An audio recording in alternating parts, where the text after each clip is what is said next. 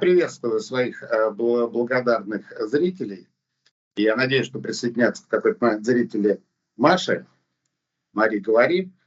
Вот, я должен представить Машу, потому что еще на заре моего канала мы несколько раз выступили с Марией. Тогда у меня было подписчиков, наверное, человек 300. И поэтому я лучше еще раз представлю Машу. Маша, она же блогер Мари, говори. Ну, во-первых, она прекрасная, вот, и юна. В отличие от, не то, что я хочу кого-то обидеть, но в отличие от значительного количества моих гостей, уже в какой-то момент могло сложиться впечатление, что, знаешь, так, в бой идут одни старики. То есть даже и не сильно в бой, не сильно идут, но мы с этим как-то, я думаю, справимся. И вот Маша нам поможет.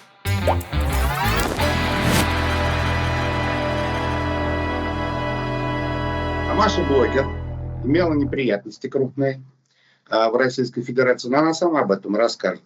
Вот, поэтому давай для тех зрителей моего канала, которые не в курсе, расскажи, как ты дошла до такой жизни, вот где ты сейчас находишься.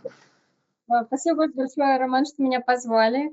Я блогерша, если кто меня не знает. Я веду всякие блоги о политике, пародии музыкальные, сатирические, про российскую политику. И просто свое музыкальное творчество выкладываю на другом канале, там называется Марич. Если вы зайдете, послушайте мою музыку, будет мне очень приятно. Я не соглашусь, что я прям большие какие-то неприятности имела в России. То есть я имела эти неприятности, но если сейчас сравнивать с теми, у кого реальные траблы, я бы даже рядом это не ставила, конечно. У меня 3 дела на меня заведено. Чего? Это первое на меня было, это из-за твита. Я сейчас попробую процитировать это. Злоупотребление свободой массовой информации с целью воздействия на подсознание людей с помощью социальной сети Twitter. Это фрейдисты на подсознание там. Проверила, действительно это существует, они не придумали. Это в каком году было? По-моему, это было 4 года назад. То есть это довоенная еще история. Да, это сильно довоенная история. По-моему, что ли, там, 19-й год такое. Это первое. Это первое. Потом за мной пришли тоже из-за твита, который провисел всего лишь 2 часа в ленте. 2 часа. Через 2 часа я его удалила. И на меня за эти 2 часа написали 50 заявлений. Давай по порядку тогда. Давай первый твит, которым ты воздействовал на подсознание, что как еще можно воздействовать на подсознание, можно поднимать глубинные инстинкты. А что это за твит был, которым ты воздействовал на подсознание? Твит, которым я воздействовала на подсознание, был о ковиде, когда эпидемия, эта пандемия только начиналась, никто ничего не понимал об этом. И я общалась со своим папой, который работал в тот момент в больнице и имел доступ к некоторым данным чуть-чуть. Вот я с ним в частной беседе просто узнала, что, оказывается, на врачей не хватает вот этих вот тестов. На врачей скорой помощи не хватает тестов. И я об этом в Твиттере говорю, представляете, их не проверяют, они там ходят, чихают и так далее, работать некому, и они продолжают ездить по вызовам к каким-то людям, которые уже заболели, а к каким-то, которые пока еще, наверное, не заболели. Есть же такая вероятность, что они еще здоровые. И вот такая вот опасная ситуация. И вот из-за этого твита пришли на работу сначала к моему дяде, потому что у него такая же фамилия, и он тоже работает в больнице, потом к отцу.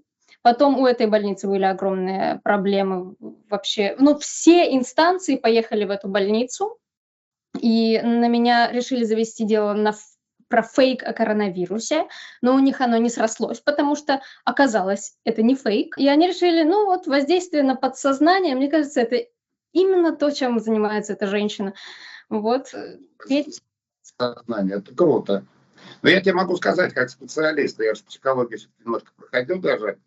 Вот я извиняюсь, что я на «ты», я хотел на «вы», но вот дедовщина вырвалась, да? Советская армия, знаешь, была дедовщина. Ну ладно, проехали. Я тебе могу сказать, я все-таки психологию проходил в институтах. Это было воздействие не на подсознание, это было воздействие на сознание. Так что вот тут они тоже уже, в общем-то, обманули. Но не важно.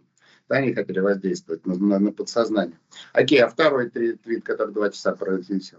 А вот второй кейс, собственно, уголовный. Если тот был штраф мне бы грозил, то тут мне грозит реальная уголовная ответственность с лишением свободы до года по моей статье. Это был твит, в котором я в День Тунца, есть такой праздник. День Тунца, он отмечается 2 мая, и я выставила в Твиттер свою фотографию и всех поздравила с Днем Тунца. И на этот твит 50 человек из общества 40 сороков, такие радикальные православные активисты, они подали на это в суд. Отягчающими обстоятельствами было то, что День Тунца совпал с Пасхой. И моя одежда на этом фото была не полностью покрывала все мое тело, не 100%, так скажем. Это было нижнее белье, нижняя часть нижнего белья. Трусы. Трусы, да. Я просто пытаюсь вспомнить, как это было тогда 2 года назад, и как они написали, что у меня на причинном месте, так они написали прям в документах, как это называется, не досье, а как... в общем, когда опер что-то пишет там, вот на причинном месте у меня, значит, изображение, как они говорят, Богородицы, а как я проресерчила, это все-таки Дева Мария Гваделупская. Как хотели изобразить те, кто сшил эти трусы и продавал на Алиэкспресс. Я купила это у китайцев. Они мне продали трусы черные с изображением, отдаленно напоминающим Марию Гваделупскую. Но на это успели возбудиться за 2 часа 50 человек из 40 сороков. Это, кстати, 40 сороков где находится? В Гваделупе? 40 сороков головой они в Гваделупе, но душой в России. Понятно. Слушай, а что за статья прилетела? Оскорбление чувств верующих. Представляете? То есть вот эти 40 сороков не оскорбляют чувства верующих, да? Ну, понятно. А третье? Третье — это скучное. Это не совсем как бы дело на меня. Это на меня подали в суд. И вот сейчас это мое самое актуальное дело, потому что они мне присудили изначально там около 700 тысяч штрафа за то, что я делаю музыкальные пародии на своем основном YouTube-канале. И эта музыкальная пародия, она идет на какого-нибудь артиста и на какого-нибудь политика одновременно. И эта пародия, она защищена авторским правом. Ты можешь делать в России пародии, это ок. И они заблокировали мой канал во время выборов. Вручную были отосланы на каждое мое популярное видео жалобы, значит, они все это заблокировали вручную. Там можно посмотреть, это автоматическое какой-нибудь контент-ID, или кто-то сидел и прям смотрел за 6 лет весь мой канал, включая там видео давнишней какой-то давности, даже на те моменты, где я просто напеваю на-на-на-на-на-на-на-на-на-на-на-на. Вот вас, кстати, если вы это выложите, они посмотрят, и за то, что я это напела, без слов, без всего, на вас могут подать жалобу и заблокировать ваше это видео, даже если суть этого видео в совершенно другом, они могут вас заблокировать. И вот во время выборов они блокнули мне канал на несколько недель и попытались мне присудить штраф, но добрые юристы за меня взялись и отсудили, доказали, что это пародии, а не нарушение авторских прав, что я не украла, а пародировала, а это действительно защищено законом, и скостили мне штраф там, до 180 тысяч рублей из там 700 с лишним. Ты рецидивист. Я очень опасная женщина. Есть же несколько популярных статей, которые дают дискредитация армии, да? Товарищи, которые нам совсем не товарищи, которые устраивают массовые убийства, да? Они ее не дискредитируют. И это самое, и убийство мирных жителей. А дискредитируют кто-то что-то, где кто-то что-то сказал, да? Вот сейчас это популярная статья «Оправдание терроризма», да? Ее получил наш друг. То есть оправдание терроризма — это когда что-то кто-то говорит, что не нравится, да? То есть это, опять же, когда оправдывается налеты на мирных жителей, это не оправдание терроризма. То, что там делает центральное телевидение, да? А когда кто-то что-то сказал, это оправдание терроризма. Ну, получил вот наш друг Алексей Панин, которого, в общем-то, конечно, наплевать, потому что он за границей. И вот эта девочка Беркович, которая пишет такие хорошие стихи и делает вот эти вот low-budget спектакли, так вот ее посадили на 2 месяца, да? Тебе удалось как-то это избежать? Как это вообще все происходило? А, Есть определенное время в определенных статьях, время, когда ты можешь пересечь границу. Все Дают, еще, дают убежать, да? да, и я убежала, я успела, и на следующий день меня объявили в федеральный розыск. Они даже к моим родителям с обыском приходили, искали то ли трусы, то ли меня. Они взяли технику у них из дома, ну, это же обыск, надо что-то забрать. Они забрали там, не знаю, телефоны, флешки, вот все, что есть носитель какой-то информации, они все забрали, хотя мои родители живут в соседней области. Это надо целую делегацию отправлять, это надо дело куда-то переправлять. И вот из-за трусов в Твиттере, которые провисели там 2 часа, они пришли с обыском к моим родителям, объявили меня в федеральный розыск, но я успела сбежать, и вот на следующий день это все начало происходить, эскалироваться. Ну, мы сейчас так бодро это все обсуждаем, но тебя же посадили. Ну, меня посадили.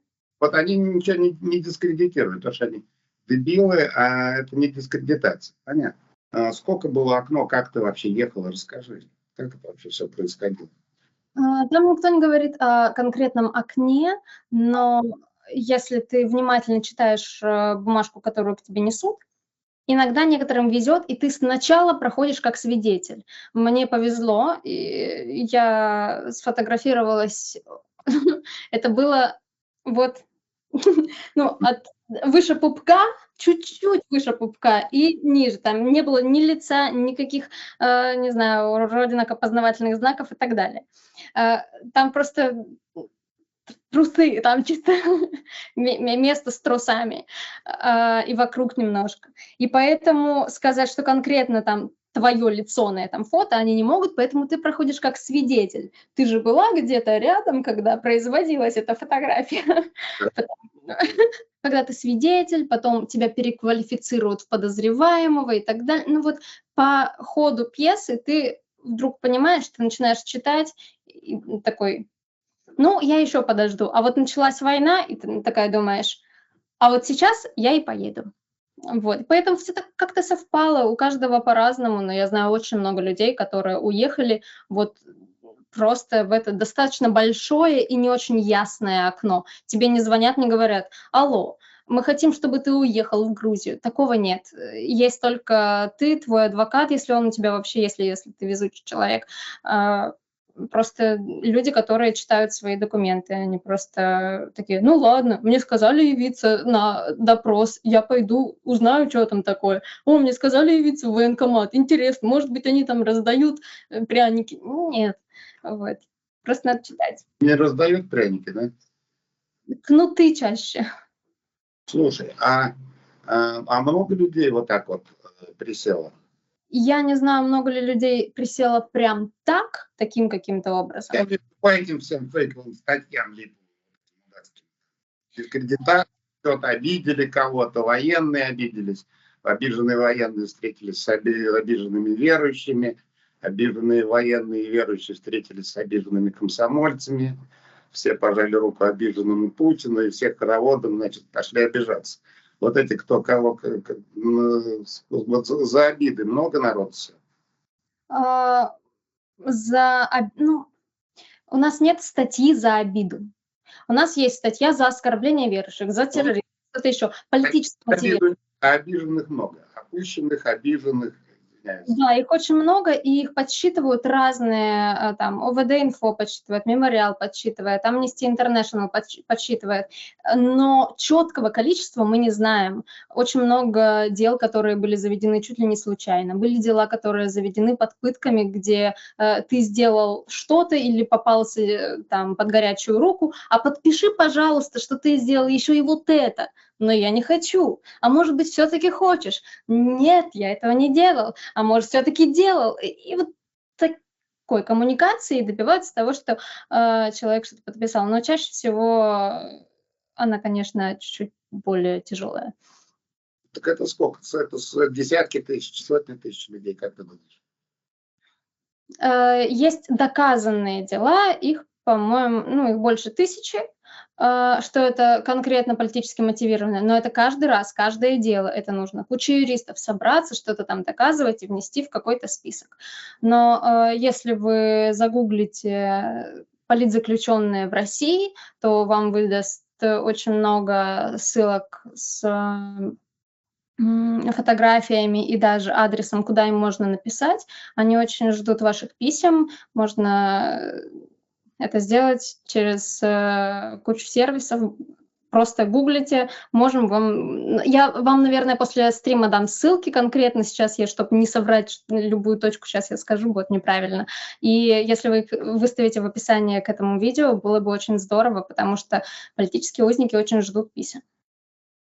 Ты понимаешь, в чем дело? Я как-то случайно совершенно нарвался на какой-то канал, там какие-то боксеры, боксеры, понимаешь, обиженные боксеры, обиженные православные, я так понимаю, боксеры, они там, значит, я случайно просто набрал, Православные боксеры.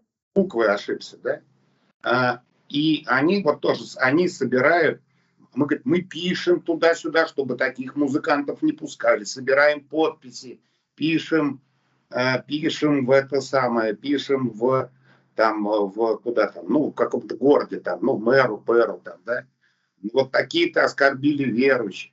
То есть я так понимаю, что вот этих людей обиженных, да, они себя обиженными не считают, вот, хотя хрен знает, вообще наплевать, кем они себя считают. Понимаешь, можно было бы считать, что это деды борются с прекрасной звонкой молодежью. Но я хочу сказать, что вот эти вот уебки, да, они разным возрастам покорны, и они совершенно не скрывают, что они стучат, да. Вот такой-то музыкант, я уже не помню, поехал там, условно, в Красноярск. Пишем все в Красноярск, что такое, он оскорбит там наших друзей-боксеров. Чем боксеры забыты. Предполагается, что боксеры люди самостоятельные, это же не командная какая-то игра, да? Люди самостоятельные, сильные такие, мачо. Не. То есть беда какая-то происходит. Что ты вообще об этом во всем думаешь? Я думаю, во-первых, что мне очень тяжело представить истинно верующего человека, который бьет ближнего своего. Это немножко неправославная тема. На мой взгляд, конечно, сейчас, особенно в этих обстоятельствах, не мне рассказывать, кому как верить. Но эта ситуация показывает, насколько сильно расходятся слово и дело у очень многих последователей этой сорокинской фразы. Ты понимаешь, в чем дело? Стукачи не имеют ни религии, ни возраста. Я помню те славные времена, когда религия была запрещена. При коммунистах, да, она была запрещена. И поэтому даже это было таким франдерством, да, зайти в церковь, там, или в синагогу, или в мечеть. Понимаешь? И звонкая молодежь в то время, школьники, студенты, ходили даже не столько из этого самого, из каких-то религиозных чувств. Нет религиозных чувств, разумеется. Но еще из естественного чувства протеста какого-то против угнетения, против того, что какая-то часть жизни поражена в правах, да, религии, религиозные люди. И вот те же самые стукачи, комсомольцы, и вот эти вот люди без мозга по жизни опущенные, да, точно так же, будучи комсомольцем, стучали. А вот такого-то видели там на праздновании Пасхи, да, а такого-то, такой-то оскорбил чувство комсомольцев, значит, снял комсомольский значок и одел крестик, а такой-то носит крестик. Понимаешь, в чем дело? То есть получается, что к религии это не имеет никакого отношения. Уж тем более не имеет никакого отношения к вере. Это имеет отношение к вот этому огромному пласту людей, вероятно, это даже не связано с профессией. Я же говорю про православных боксеров. У нас еще есть православные байкеры. Я не знаю, стучат ли кому-то православные байкеры, но поскольку их много, наверняка есть байкеры, которые стучат. Гигантское количество стукачей и гигантское количество людей, которые хорошо себя чувствуют, когда кому-то плохо. Понимаешь, чем? Когда кому-то плохо, когда они кого-то наказали, настучали. Я даже не думаю, что в этом есть корысть. Просто скоты. Ну, давай поговорим, знаешь, о чем? Мы так представились, тебя представили в основном. А что ты вот на самом деле думаешь о религии как о религии? О Боге как Боге? Вот просто интересно. Имея такой бэкграунд, такие заслуги, можно сказать. Мне очень близки некоторые православные ценности. Например, что не надо убивать людей и не надо воровать.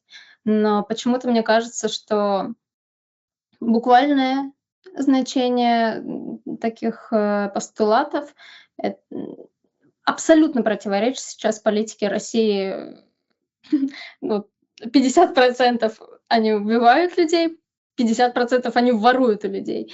Не, воруют 100%, у 100% людей. Просто делают это разным способом. Хотя мне очень близки эти православные ценности. А как думаешь, Бог есть? Ну, вопрос провокационный, чей Крым, знаешь? Это самое. А вот из этой же серии. Ну, Узнаю скоро.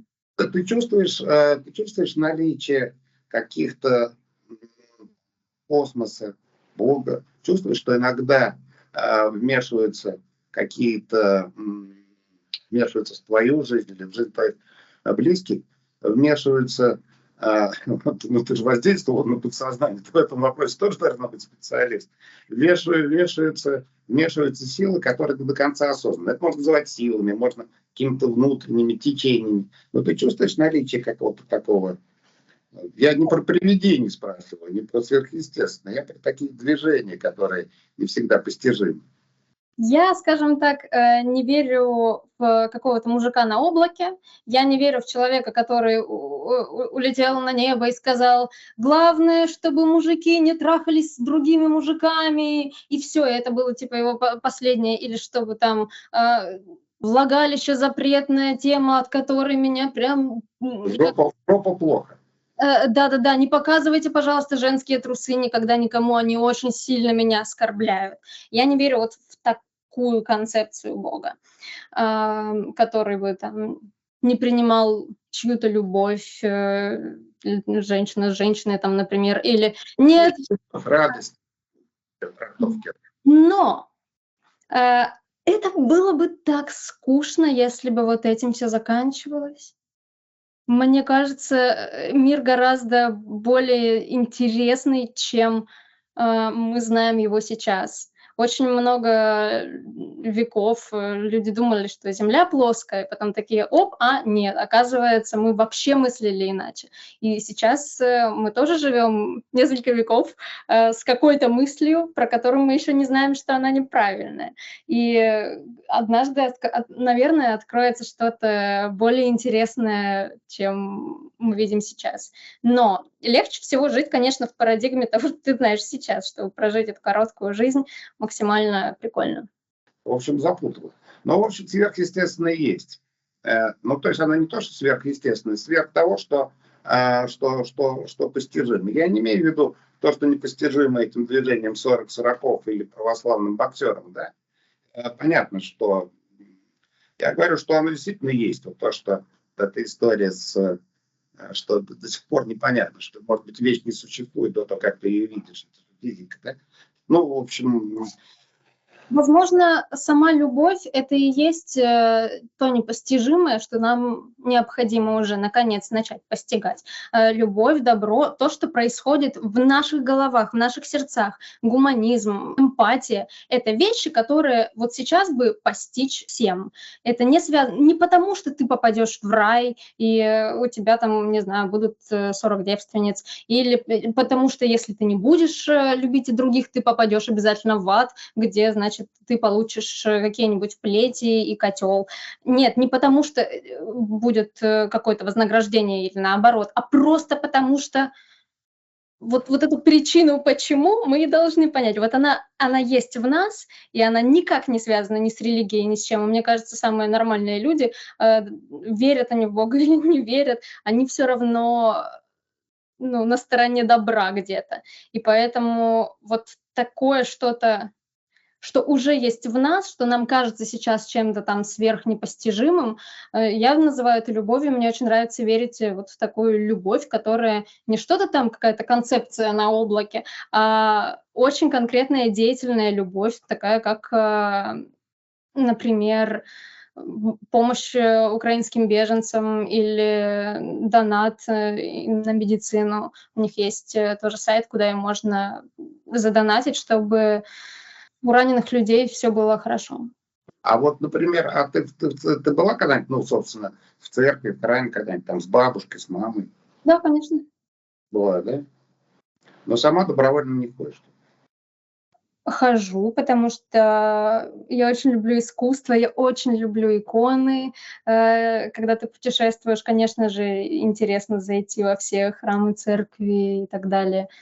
В Сикстинской капелле была, и я считаю это одним из самых моих интересных вообще опытов в культуре. Ну да, вот видишь, в общем, но и тебя считают, соответственно, как статья-то статейка была, оскорбляешь чувство верующих, вот этих вот тварей, да? Вот, которых не оскорбить просто невозможно, потому что как можно твари назвать не тварь? Тварь это самое мягкое, как по-моему, да? Я их прощаю. А? Ты их Я прощаешь? их Ты их прощаешь, что ты понимаешь, их же можно простить, они же реально по жизни обижены. Понимаешь, в чем дело? Вот, и поэтому им и так уже, в общем, хреново. И от нашего с тобой разговора им тоже, наверное, хреново. В Сикстинской капелле ты когда была? Когда уже уехала из России или до того? Нет, нет, еще до того, как совсем переехать, я чуть-чуть попутешествовала где-то. Ну, мне просто вот еще интересно, вот портрет человека, который оскорбил чувство верующих, и, наверное, ну, слушай, а вот какие-то сатанинские мессы ты не устраиваешь? Ну, так как я в Европе, нас заставляют каждое утро, мы в 5 утра встаем и начинаем готовиться к сатанинской мессе, потом оргия, ну, обычные европейские дела, конечно. А как твой муж смотрит на оргии? Мой муж должен сегодня к 5 часам вечера сменить пол, так что он сейчас занят, думает об этом. Понятно. Сколько раз он уже менял пол? Каждый день, Роман, каждый день. Понятно. То есть он плитку на полу меняет. Понятно. Слушай, ну, в принципе, это не новая история, что дебилы резвятся, да? Я имею в виду вот эти 40 сороков, там еще, там вот это все, да? И даже не сильно новая история, что это поощряется какими-то гнилыми властями для того, чтобы как-то этим воспользоваться, да? Как ты думаешь, когда это все изменится? Потому что ведь не может быть дерьмище продолжаться бесконечно. Мы еще обошли вопрос войны, но просто он настолько объемный, настолько больной, что, может быть, даже сознательно не стал говорить про эти сейчас массовые убийства, которые происходят. Да? Массовые убийства гражданских, военных, про все это бездарно, кровище, да? Но возникает вопрос, вот просто ответь мне сейчас, вот через сколько лет это все закончится? Понятно, когда прижмурятся эти деды в шапочках из фольги, да? Но там лишь молодежь подрастает, такая стучащая и обиженная. Но все равно это продолжаться бесконечно не может, потому что вся эта история, человеческая страна, она как маятник. Вот просто ответь вот любую цифру, через сколько лет это все закончится? Цифру. Это все, это что? Ну, Это война или, оно все взаимосвязано, понимаешь? Ну, когда маятник пойдет обратно, когда начнет восстанавливаться здоровье на той части суши, которая называется Российской Федерацией, здоровье людей, общества, когда люди начнут тянуться к чему-то хорошему, а не к дерьмищу. Когда это? цифру, к сожалению, я пытаюсь, я знаю, что, наверное, вы просите рандомную какую-то, Любовь. вторник. А? Я не могу, потому что, дело ведь не в этом point, когда это все закончится. Тут дело в том, как проживать каждый отдельный свой день, эту минуту. В каждой стране все, что ты можешь сделать, просто ты делаешь. И ты не думаешь, когда это все закончится, и тогда заживем. Нет, вот прям сегодня проведи вот этот сегодняшний день так, ты уже никогда не будешь моложе, чем ты в этот момент. Проведи этот момент так, как бы ты его провел, как если бы сейчас все закончилось, или если бы сейчас все началось. Без разницы, мы все уже произошло, и будет хуже. И будет лучше. Ну, не знаю, мне хочется сказать, один день, завтра все закончится. Давайте так. Хорошо. Пусть будет один день. Хорошо, Маш, ну у нас тут было такое представление. Давай попрощаемся с нашими благодарными зрителями. Подписывайтесь на канал Мари Говори. А как тебя правильно набирать в поисковике? Можно набрать Мари Говори, но лучше набрать Маричи и посмотреть мою музычку, мои музыкальные клипы. Буду вот счастливой. Маричи. Как правильно? Маричи. Маричи? Да. Я понял. Опять же, я официально извиняюсь перед лицом всего сообщества, что я говорил на «ты», я хотел на «вы», но не смог. Ну, я тоже, я тоже еще не достиг совершенства, но я к нему стремлюсь. Мне нравится. Да, спасибо за то, что ты пришла, за то, что мы поговорили. Может, это кому-то еще будет интересно. Был такой обзорный сюжет. Может, мы еще по каким-то более конкретным животрепещущим темам встретимся.